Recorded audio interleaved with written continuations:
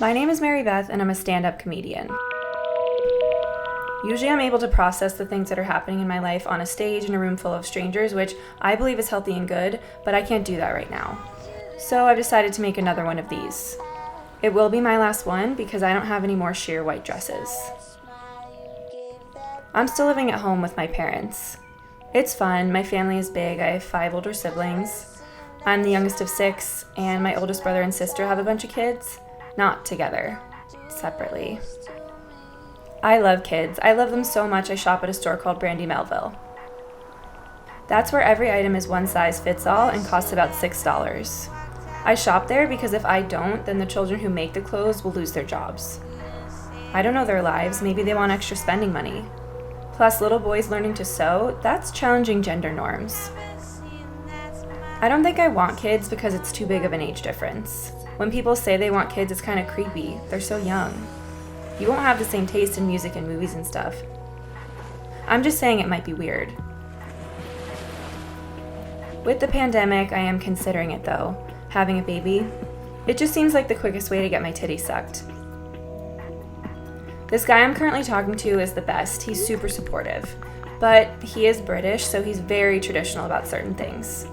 Like for a while, he was encouraging me to learn how to come without a vibrator, and I was resistant because learning to come without a vibrator is like taking a math test without a calculator. I'm always gonna have a calculator in real life. He does live in the UK. Doing long distance is hard physically. I have diagnosed tendinitis in both of my wrists from sexting. Yes, tendinitis can now be sexually transmitted.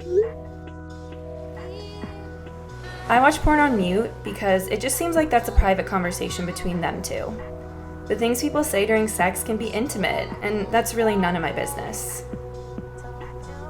I don't understand when people are like, I need time to get over my ex. Why do you need time to get over your ex? You should wait 7 months to break up with them like an adult. Then you're fully over it by the time it ends and ready to sleep with someone else the next day. Grow up. Flirting with girls is way more stressful than flirting with guys because girls are actually listening. If a guy ever dumps you, don't worry it was something you said. He didn't even hear you. It's probably something that happened a long time ago that he never worked through. This British guy brings up old shit all the time, things that happened before we even met. Just the other day, he wanted to talk about the Boston Tea Party. Deal with that on your own, don't project that shit onto me. Men are always projecting because they use the pattern app instead of going to therapy. As a bisexual person, I believe in bi erasure because I don't want anyone talking about me. You're only allowed to do that at my funeral. I actually hate funerals because they're always so last minute. You get 2 or 3 days notice, it's kind of a big deal. I'm gonna send out save the dates for mine. I went to a funeral for my friend who overdosed on heroin. Yeah, the opioid crisis. In light of everything going on, we've just kind of tabled that for now. I was really sad when he died because we were working on a web series. It was selfish of him not to consider how his overdose might impact our ongoing projects. I was honored his mother asked me to speak at the funeral. I gave my very first eulogy, absolutely crushed it. It's one of my best sets I've ever done. It was awkward though, because I was late to the funeral and it was packed. There were hundreds of people there. Remember when hundreds of people could gather in one place? So I was pushing past friends and family excuse me, I'm performing. Remember performing? I actually don't. I was glad I was late because it turned out the funeral was open casket. I don't really understand the thought process behind an open casket funeral. That's definitely the worst you're ever gonna look. Which is why I've decided when I die, I want you to let my body decompose till I reach my goal weight, and then cremate me.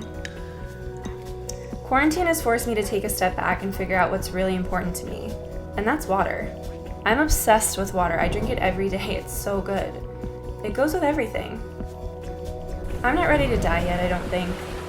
Since I live in America, I always assumed I'd die in a mass shooting, but I don't know when those will start back up again. I'm gonna fly away now.